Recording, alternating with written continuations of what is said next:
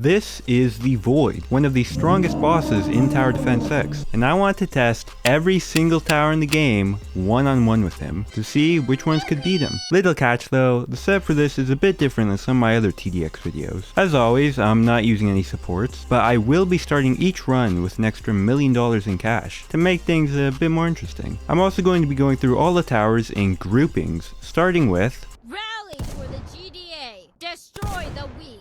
Obviously, these guys are first up because they do no damage. To reach the Void, you first have to go through a 35 wave gauntlet of challenging enemies. EDJ can offer no resistance at all. Farm can stall for a bit by giving your base bonus HP, but it's nowhere near enough to make a deep run. Medic can target and buff your own towers, but with nothing else to boost by itself, it doesn't really work out.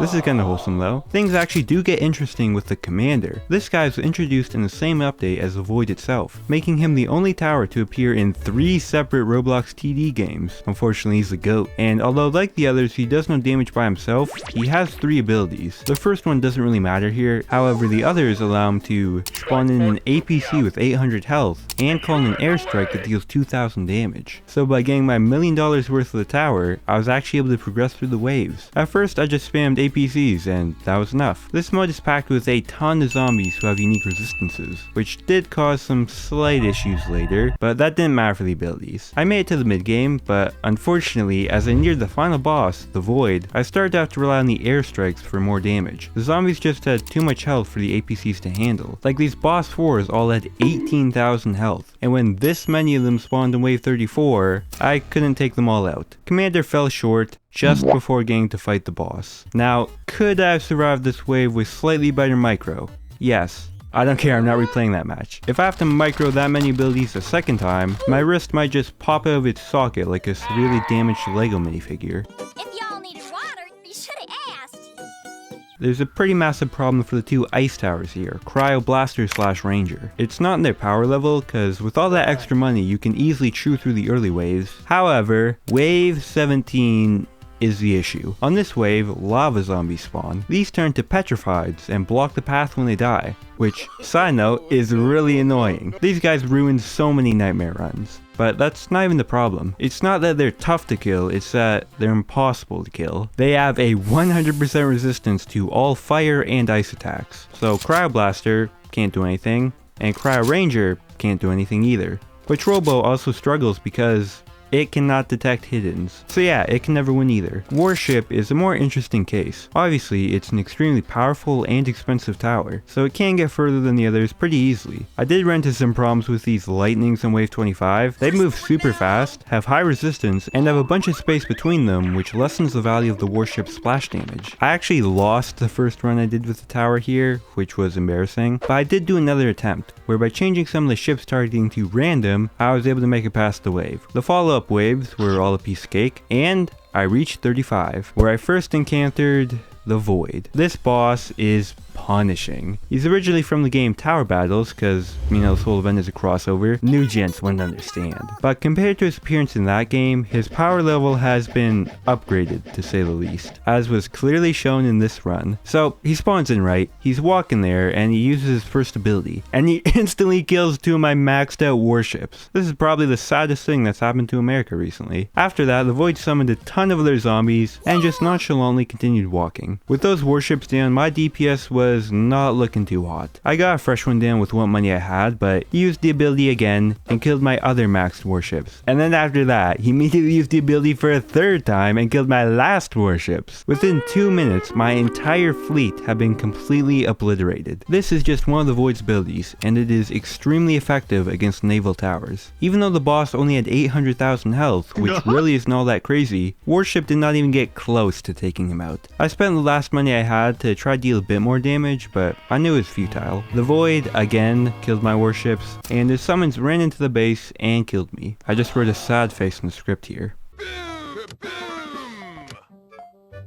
So these guys are out pretty damn good, especially against some of the later waves in the mode where hordes of zombies pour out. The splash damage makes life a lot easier. All 5 of these towers made the final wave, with varying results. Missile Trooper was the first to face the void, and this is where his other attacks came into play. Things started off okay, he called in a meteor storm, but it didn't kill any of my upgraded towers. However, he then used a funny little ability, which makes some of your towers attack each other. Yeah, he started civil war among the ranks. The void then stomped and killed 18 towers at once, and from there things really went downhill. The sheer power of the void's abilities, and Missile Trooper's relatively average health bar, meant that I couldn't sustain consistent DPS. He wiped out all of my towers and killed me. Grenadier was a very similar story. Started off well enough, then void just killed everything. He did the slashy cheer Roblox emote at the end, which was pretty toxic, and killed me with a ton of health left. Mine there did pretty well. You know, the thermite mines he gets on the bomb path are actually really strong, but the problem was they had to be placed right next to the path to do anything, which meant they were very susceptible to the void's close range attacks. Mine there got him just under half health, but couldn't finish. Artillery, look,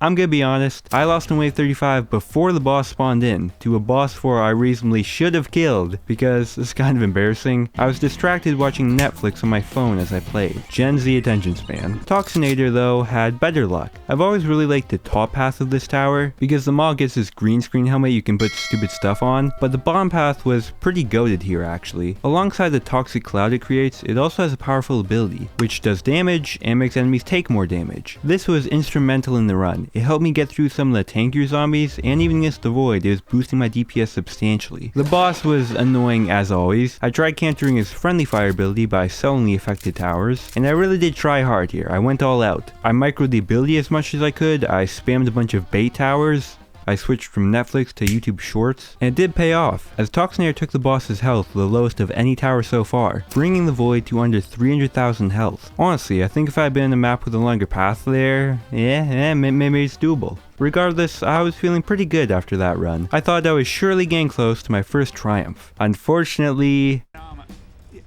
crazed gunman, Dad. I'm an assassin. These are all like the shooty gun towers, which aren't good enough to be in the final grouping. First up is Ranger, the starter tower. I was able to get a full-on army of the tower because of just how cheap it is, and I was starting to gain some faith that they might actually be able to put up a decent fight against the void. However, when I reached the final wave, I realized, oh, Ranger is a literal piece of Swiss cheese. The void killed half my towers with one stomp. The longer the round went on, the more towers he killed. Eventually, I ran out of money to replace them with, and lost literally every single one of my towers to the boss's abilities. All in all, Ranger dealt less than 7,000 damage to the void. Bwomp. Shotgunner fared better. Its 2 abilities were actually pretty helpful here. Being able to heal HP and unstun let the tower do a lot more damage, but still not enough to win. Operator meanwhile, every time I use this tower in a challenge, I always just spam the Humvee ability. And I maintained that pattern here, like how I also always stick a subscribe and like plug in these videos nowadays. By the final wave, I had more black trucks than a presidential escort, yet they just sorta really weren't doing very much damage at all. I was spamming as many as I could, but microing was made a lot harder by the void shenanigans, especially when he started killing all of my towers. So yeah, he wiped all my towers out and ended the run. Sniper has a lot of style. Honestly, this pink skin is just peak. Unfortunately, it has similar problems to the previous towers. Mediocre damage, low health, bleh. Void kinda just walked all over him.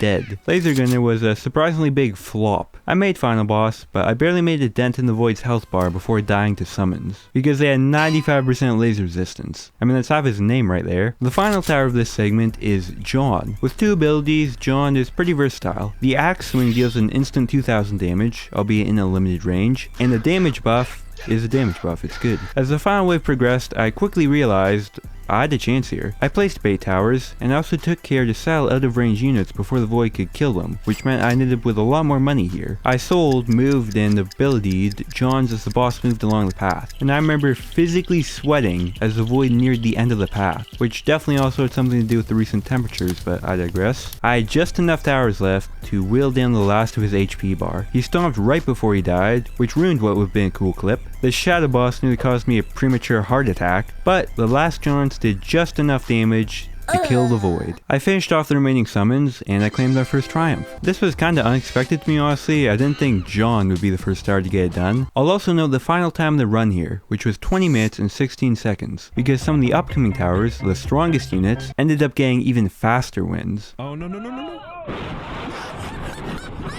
There's 3 of these, and it's kinda funny because there's a very clear power hierarchy. The worst is barracks. I'ma be honest, I didn't really care about this run. Midway through the match, I just stood up, walked out to my room, and went to go eat a bowl of cereal while the match played out. And when I came back, I saw that barracks had not even managed to reach the void. It died in wave 31, when your goat is washed. Armored Factory fared better. The tanks here did pretty well. I reached wave 35, but lost before getting to deal any damage to the void, which just leaves the Zed. To be real, this tower carries the whole category. Like Commander, the Zed was also directly taken from tower battles. It was also released in conjunction with the event, and it is stupidly strong. Like, by the time this video releases, it's probably already been nerfed. At the max level, it has 10,000 HP and deals 2,500 DPS, which for reference is a lot. Even with a placement limit of only 6, it easily chewed through the entire game up to the void. And so began an extremely intense final battle.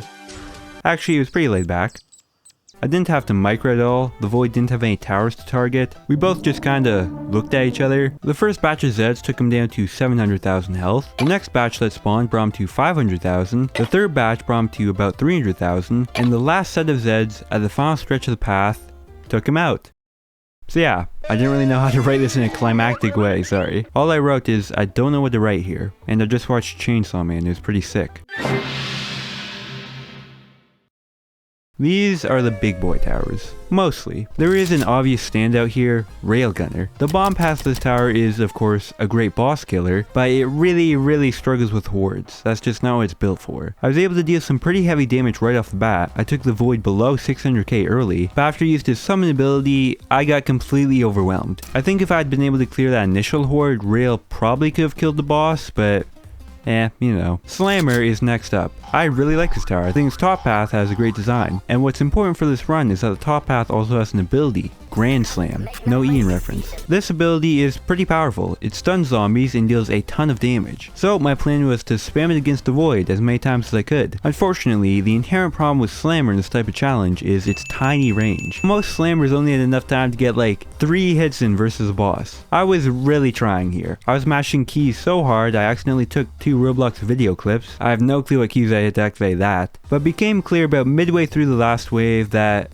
the run was hopeless. Void killed off some more of my towers for fun, and summons broke through the enemy. Slammer still based. Next, there's Juggernaut. He kinda gets lil broed by his golden version, but I mean he has a minigun. This is still a pretty good tower. I made final wave easily and low-key kind of shredded the boss. Void was having an existential crisis over there. I did employ some tactics like placing bait towers and selling those who got possessed, but I mean, some of my towers were like taking naps. It wasn't stressful at all. I got the dub with plenty of wiggle room, which then made me feel kinda curious. Just how much better would the tower's golden variant do? I mean, it costs like 6 times more to buy. The answer was, surprisingly, there wasn't a whole lot of difference. Golden Jug took out the void at almost the exact same spot the regular version did. Although to be fair, the overall run length was marginally faster. Next, there's the other golden tower, the Golden Ranger, which, as you would expect for its price tag, also chewed through the mode quite easily. One thing I thought was cool here is that I was using the Tower Battles Golden Scout skin, and this cosmetic has a special death animation for the tower, whereby the dead tower floats up into the sky. This looks